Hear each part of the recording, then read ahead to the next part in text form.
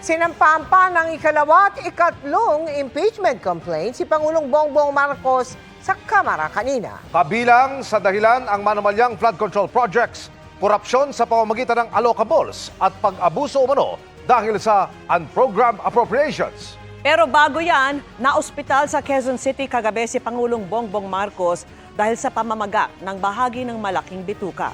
Tinutukan niya ni Ivan Mayrina. Absent si Pangulong Bongbong Marcos sa taon ng parangal sa The Outstanding Young Men ng JCI Philippines at TOIM Foundation sa Malacanang kaninang umaga. It is an honor to join you today on behalf of His Excellency, President Ferdinand R. Marcos Jr.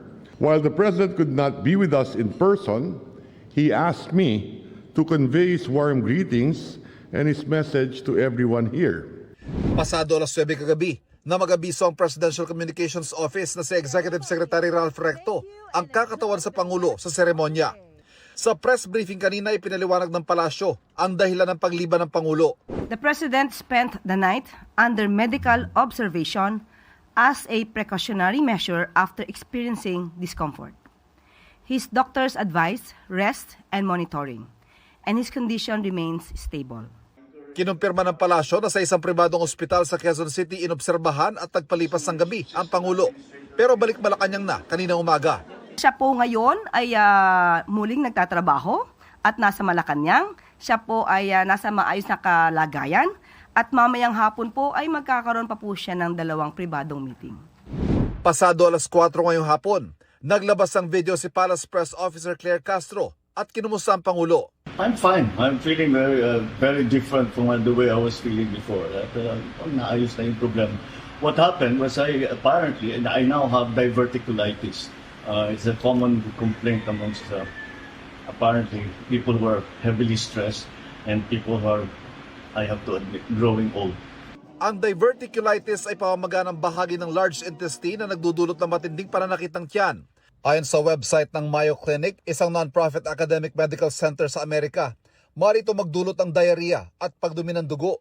Maaari naman daw itong ma-manage sa pamamagitan ng tamang diet at pagpapanatili ng tamang timbang. Pinaghihinay raw ng doktor ang Pangulo pero tila imposible ito ayon sa kanya sa dami raw ng kanyang trabaho. Pero kansilado na rin ang nakatakdang pagdalo niya sa isang aktibidad sa labas ng Metro Manila bukas. So sir, ano mensahe niyo doon sa mga taong nais na kayo'y mawala sa pwesto? Okay, huwag kayo muna masyadong excited dahil it's not a life-threatening condition. So sir, wala kaming dapat ipag-alala? Wala, huwag kayo mag-alala. The rumors of my death are highly exaggerated.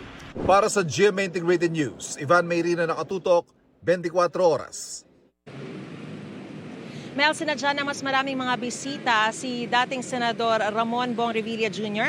dito sa Quezon City Jail Male Dormitory ngayong ikatlong araw na niya sa piitan. Nakadilaw sina dating Senador Bong Revilla at 6 na iba pang akusado sa flood control scam sa nakablur na mugshot nila na ipinakita sa media. Sila yung mga nakapiit ngayon sa New Quezon City Jail. I hope that clears everything na doon siya. I'd like to repeat, walang special treatment. Kung iniisip nyo na La Catedral ang bahay nila, kung ang titira niya ngayon, hindi po. He is a regular inmate in Payatas City Jail. Just to be clear. Pagpatak ng 1:00 ng hapon na simula ng oras ng dalaw ay isa-isang nagsidatingan ng mga kaanak ni Revilla, kabilang ang kanyang may bahay na si Cavite 2nd District Representative Lani Mercado at anak na sina Gianna at Agimat Party List Representative Brian Revilla. May nagdala rin ng pagkain na pinapayagan ng patakaran ng BJMP. Hindi lang pwedeng magluto sa loob. Sinagad nila ang oras ng dalaw at bago mag-alas 5 ay nagsilabasan na ang mga bisita. Kung yung moral lang po ni Senator, makikita siya yun sa tomorrow. Nasa Sandigan po tomorrow. kumusta po kayo? Okay naman po. Ayon sa DILG, may inilaang kwarto sa detention facility kung saan maaari raw nilang makapulong ang kanilang mga abogado. Bawal din ang gadget, maliban sa pakikipag-usap daw sa abogado.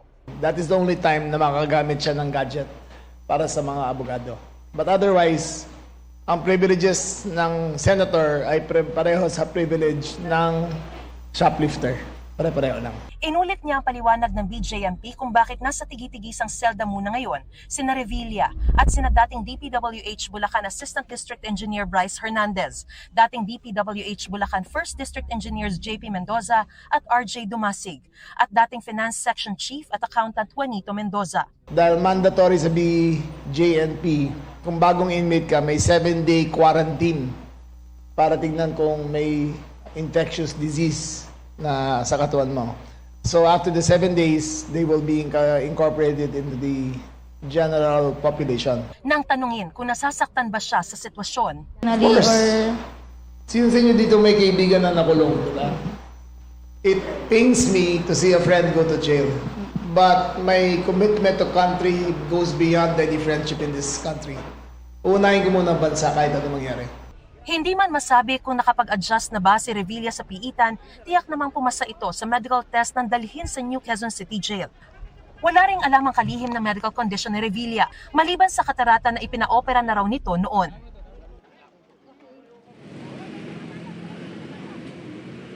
Mel, sa ngayon napansin natin na mas nadagdagan naman yung bilang ng mga pulis na nagbabantay dito sa perimeter ng Quezon City Jail. Nang tanungin natin sila, sinabi nila na dahil daw sa high profile yung kaso na kinakaharap ng mga kasalukuyang nakakulong dito. Mel? Maraming salamat sa iyo, Mariz Umali. Sinampahan pa ng ikalawa at ikatlong impeachment complaint si Pangulong Bongbong Marcos sa Kamara kanina. Pero ang dalawang bagong reklamo hindi tinanggap sa opisina ng Secretary General sa Kamara. Nakatutok si Tina Panganiban Perez. Nagprotesta sa Southgate ng Kamara ang grupong Bagong Alyansang Makabayan at mga kaalyado nito bago nagtungo sa Office of the Secretary General ng Kamara para ihain ang pangalawang impeachment complaint laban kay Pangulong Bongbong Marcos. Ang grounds ng reklamo, betrayal of public trust, kaugnay na mga umano'y maanomalyang flood control projects.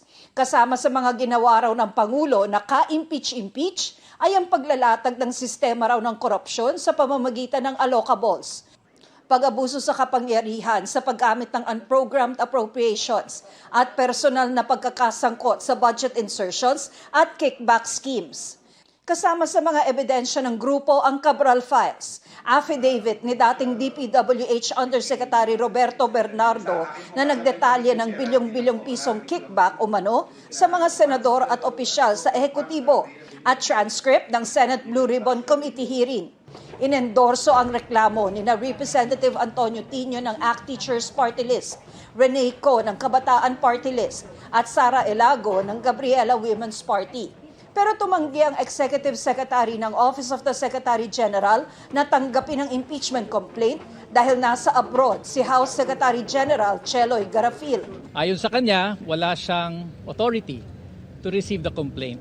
Nag-iwan kami ng kopya doon sa opisina. Under the rules, it is enough that we submit to your office. At we expect that on Monday, this will be transmitted to the Office of the Speaker. Ni hindi binanggit sa konstitusyon yung word na Secretary General. Ang House lang ang naglagay ng Secretary General, sinunod naman namin. Ang nakalagay doon, Office of the Secretary General. Umakyat ang grupo sa Office of the Speaker para ipaalam ang nangyari. Pero walang tao roon dahil nakareses ang Kongreso. Ang panawagan natin sa kanya ay tanggapin ito, tiyakin na matanggap ito, at tiyakin na maisama sa order of business more than one impeachment complaint, sabay na i-refer sa Justice Committee para matiyak na kasama ang lahat ng ito sa iisang impeachment proceeding lamang. Kung kinakailangan, handa naman daw silang bumalik sa Lunes. Nagtangka rin maghain ng impeachment complaint laban sa Pangulo ang ilang dating opisyal ng gobyerno, pero bigo rin. Nag-iwan kami, pero hindi nila tinanggap. We attempted. Sa hindi pagtanggap nila, it is not only a violation of the rules, but of course of the Constitution. There is no discretion given to the Secretary General to reject, screen, delay, or block such filings. Pinag-aaralan daw nila ang iba't ibang legal option kasama na ang pagdulog sa Korte Suprema. Why would we burden ourselves to go back here on Monday and be part of the moro-moro na alam naman namin yung scam impeachment ni De Jesus ang iti-take up nila. Ang tinutukoy ay ang impeachment complaint laban sa Pangulo na inihain itong Lunes na kung tanggapin ng Committee on Justice ay magbabawal na sa iba pang reklamong impeachment laban sa Pangulo sa loob ng 1 taon. Duda ng iba, sinadya ito at mahina. Sigurado kami, yung first impeachment complaint is a scam complaint. Isang maletang puno ng mga dokumento ang kalakip ng ikatlong impeachment complaint. Ang grounds for impeachment na binanggit nila ay culpable violation of the Constitution, betrayal of public trust, graft and corruption, at other high crimes. Hindi pinangalanan ang 3 kongresistang nag-endorso umano ng reklamo dahil hindi naman ito tinanggap. Lahat sila nakasuot ng peach ribbon. This is the same color of ribbon that we wore during the successful impeachment of then COMELEC Chairman Andres Bautista Jr. Peach to impeach. Sabi rin ng isang impeachment prosecutor. The rules speak of file before the Secretary General. It refers to the office of the Secretary General, not to the person herself. Kasi pwedeng gawing excuse yan Kung ayaw niya magpa-file, hindi siya sisipot sa opisina niya. Di ba? Pwede ba yan? Hindi naman siguro pwede yan. Di ka pa namin kuna ng pahayag ang Secretary General ng Kamara na tatanggap ng award sa Taiwan bukas, kaya wala kanina. Sabi naman ng Malacanang, handa ang Pangulo na harapin ang reklamo. Malakas po ang loob ng ating Pangulo na wala po siyang nalabag na anumang batas at hindi po siya gumawa ng anumang impeachable offense. Para sa GMA Integrated News, Tina Panganiban Perez, nakatutok, 24 oras. Nahanap umano sa isang mamahaling komunidad sa bansang Portugal si dating Congressman Zaldico. Ayon kay Interior Secretary John Vic Remulla, hindi lamang ang anya mahirap mapasok ang lugar, mahirap ding mapa-extradite si Ko na may hawak na Portuguese passport. Nakatutok si Joseph Morong. Bukas ang Malacanang kung gusto makapagnegosasyon ni dating House Appropriations Committee Chairman Zaldico tulad ng sinabi ni Interior Secretary John Vic Remulla na may mga emisaryo umano na nagpahatid ng mga feelers galing kay Ko. Pero ipinauubaya na ito ng Malacanang sa Ombudsman. Si Ko ay isa sa mga akusado sa 289 million pesos na ghost flood control project sa Nawan Oriental, Mindoro na dinidinig na sa Sandigan Bayan ngayon. Ang sabi naman din po, even before ng Ombudsman na ang lahat ng proteksyon na kailangan niya ay ibibigay. At kung ito po ay makakatulong para malaman natin ang katotohanan, ang gobyerno po, ang pamahalaan ay open po para malaman kung ano ang kanyang sasabihin. Pero paano kung mismong sa Malacanang gusto makapag-usap ni Ko? Wala pa po naman siyang binibigyan na suggestion na siya makikipag-usap sa Pangulo o sa administrasyon. Hintayin po muna natin kung ano yung kanyang itutugon. Dagdag ni DILG Secretary Remulla ngayon kay Ombudsman Boying Remulla daw nagparamdam si Ko pero Yung kay Zaldi, third-hand information yan. Kaibigan ng kaibigan. So it's actually, ang validness on the Marites level. no comment naman si Ombudsman Boying Remulla nang tanongin namin siya tungkol dito. Ayon sa abogado ni dating Congressman Zaldico, kung meron daw mga feelers galing sa kanyang kliyente ay hindi raw ito otorisado. Sabi ni Atty. Rui Rondain, sa pagkakaalam niya, siya lamang ang otorisado magsalita para kay Ko at wala pa siyang anumang ipinarating na ganito. Kung totoo man o hindi raw ang umano'y pagpaparamdam ni Ko, sabi naman ng DOJ, kung ikaw ay mangangako na o makikipag-ugnayan, di ba? Sana totohanin mo. Yun ang gusto natin kasi magbibigay ng kalinawan yan sa mga investigasyon na ginagawa natin. Bukod sa kaso sa Sandigan Bayan, may reklamo ring plunder sa DOJ na inihain ng National Bureau of Investigation o NBI laban kay Ko. Pero kahit wala naman daw paramdam si Ko, sinusubukan na ng gobyerno na kunin siya. Nakikipag-ugnayan na raw ang NBI sa Interpol para makapaglabas ng red notice laban kay Ko. Para makonstrict po yung travel ni former Congressman Zaldico, napakansila na rin po yung kanyang Philippine passport, no? Para, kumbaga, hindi siya basta-basta makabiyahe. Ayon sa DILG, nakita na nila si Ko sa Portugal na nakatira daw sa isang mamahaling komunidad. Hindi lang pwede pumasok parang Forbes Park. Parang Forbes Park eh. Pero hindi rin siya lumalabas ha. Ando doon yung operatives natin. Hindi ko makain sa labas eh. Hindi naglalakad. Doon na siya mismo sa maliit na lugar. So, again, he's a poor man with a lot of money. Sa lahat ng pera niya, wala siyang mabibilang kalayan, hindi niya ma-enjoy pera niya.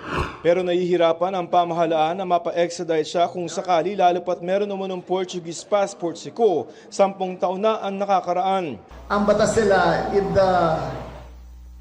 if the offense was committed before the granting of the passport, pwede na lang pwede siyang extradite. But kung hawak din na yung passport at nakumit niya yung offense, ay hindi nila i-extradite. As of our information, 10 years ago pa lang may passport na siya. So naghahanap kami ng kaso ngayon na 10 years older para yun ang ipapile namin sa kanya. Para sa GMA Integrated News, Joseph Morong, nakatutok 24 oras.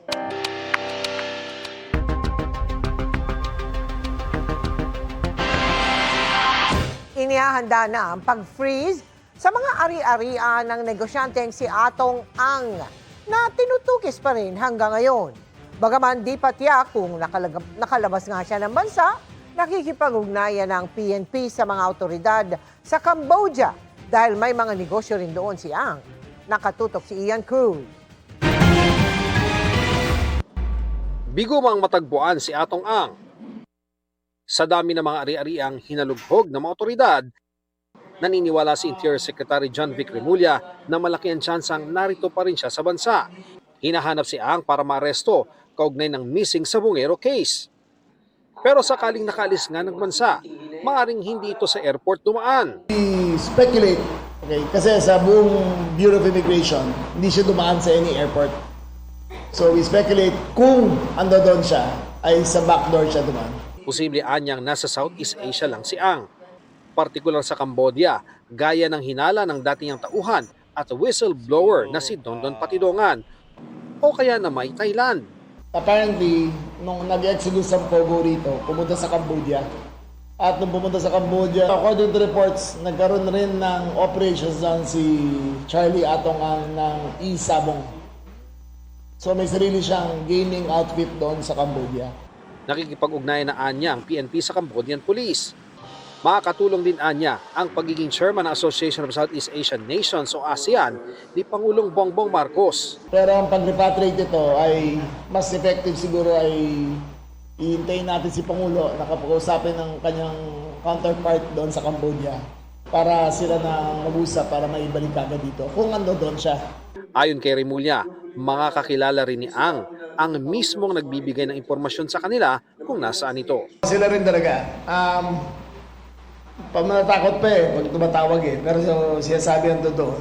Tapos we arrived mga 1 or 2 hours later na nakaalis na. So naka-8 raid na kami in the last 1 week. 8 locations na kami. From Porac to Albay to Negros. Ang dami na namin pinuntahan Pero mahanap namin yan. Ang susunod daw para kay Ang pag-freeze ng asset nito. Parating na yung sa kanya. Kasi kakalabas lang ng warrant sa kanya. I think next is AMLC. Tapos unlock fraud. Pag-freeze na yung accounts. Para sa GMA Integrated News, Ian Cruz, nakatutok 24 oras. Magandang balita dahil bumaba ang presyo ng ilang gulay sa merkado.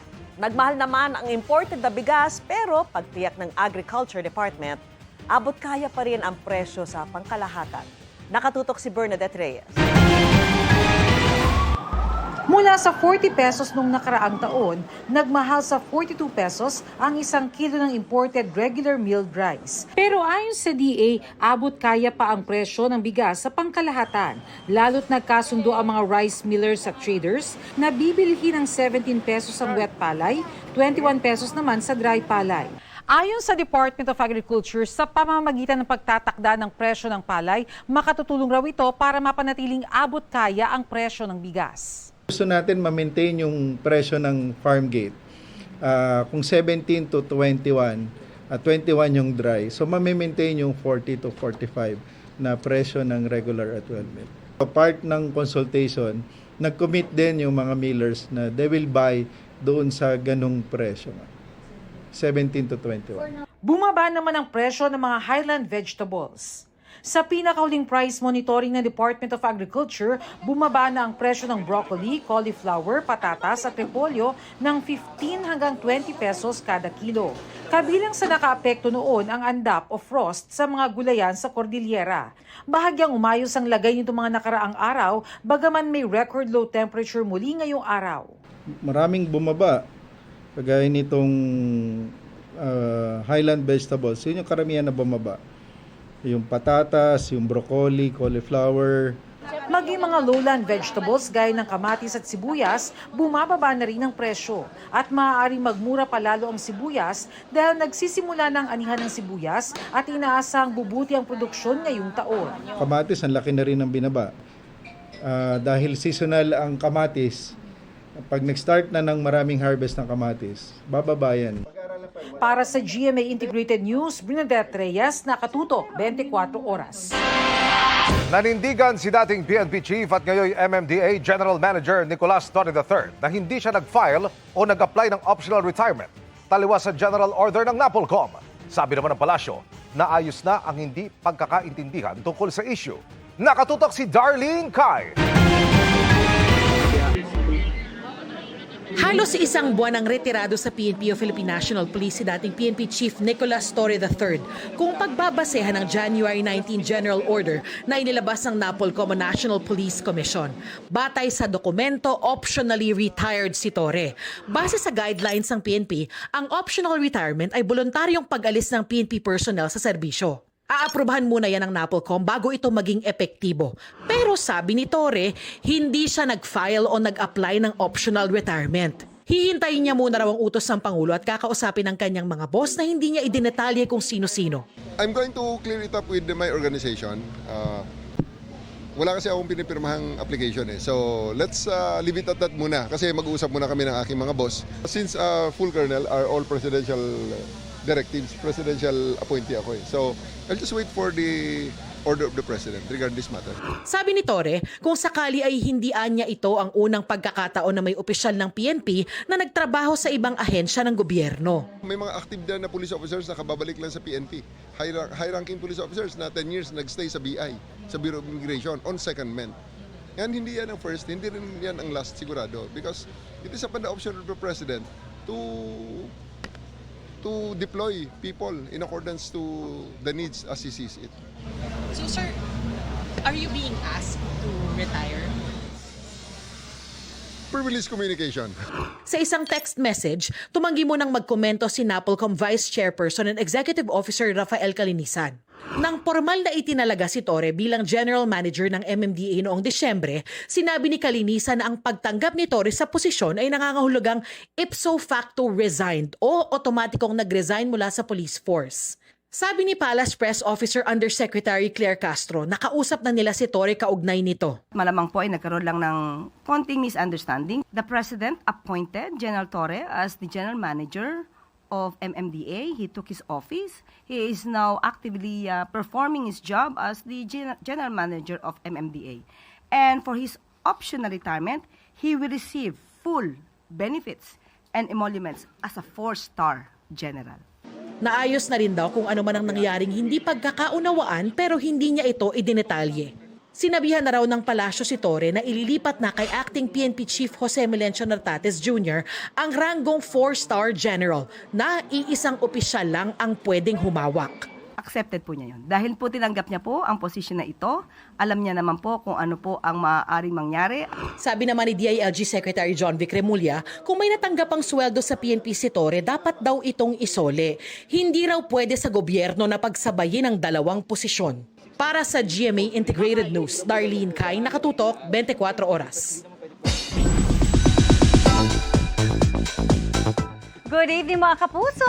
Nang hihinayang man dahil di umabot sa big night, puno ng pasasalamat ang ex-PBB housemates na sina Clifford at Fred Moser. Sa kabila niyan, may mga nire-root naman silang kaibigan na makasama sa Big Four. Kung sino-sino, ichichika ni Nelson Canlas.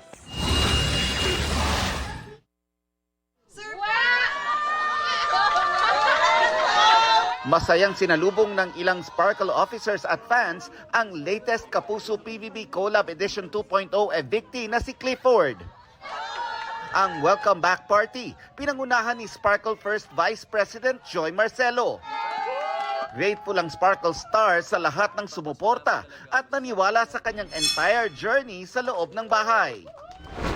Sa interview ng GMA Integrated News kay Clifford, kasama ang fellow evictee na si Fred Moser, ikinwento nila na hindi sila naging masyadong emosyonal nang ma-evict sa bahay ni Kuya dahil na rin sa pagmamahal na sumalubong sa kanila mula sa outside world.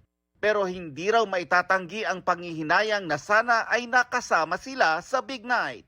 At that point, lahat na rin po kami deserving magstay. So it's really just up to the people talaga. Did it hurt you?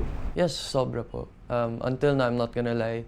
Medyo andito pa rin po sa part where I have to accept na evicted na po ako and I don't think may chance na rin po para makabalik as a housemate. Pero sa ngayon po, I'm really slowly accepting it at the same time. And syempre, I'm looking at the brighter side na nag-e-end po talaga yung journey natin. Hindi sa loob ng bahay ni Kuya nagtatapos ang journey namin. Sa kanilang paglabas, ikinagulat ni Clifford na siniship pala sila ni Caprice Cayetano. Si Fred naman kay Princess Aliyah na link. I'm looking forward to getting to know her more outside. Sa labas talaga yung malalaman natin kung strong talaga yung bond na na-build namin sa loob. Kaya I'm looking forward to get to know her more because she seems like an interesting individual. Naligaw ka talaga? Naligaw? Nanligaw ka kay Princess? No, I don't. Sa love, hindi po. Kasi I don't think it was the right environment to start something like that. So, hintayin mo siya paglabas? At dahil galing sila sa loob ng bahay, sino kaya ang napupulsuhan nila na maaaring maging big winners ng PBB Celebrity Collab Edition 2.0? Para sa akin, may big winners talaga would be Miguel and Princess. Kita ko talaga sa pagiging terminado nila with everything they do talaga. Especially sa mga task, like tasks. They really want to win. And I always ask them na, bro, do you still want to stay? Do you still want to stay? Are you getting homesick? Ganun. Pero lumalaban sila para sa pamilya nila. It's really hard to answer up to this day. Pero siguro one of my big winners is si Heath and si Miguel. Kasi unang-una po si Heath, napaka God-fearing niya na tao. And sobrang talented niya. Like as in, he really inspired all of us. Si Miguel naman, si Miguel yung parang nagsilbing guide din namin. Nelson Canlas updated sa Showbiz Happenings.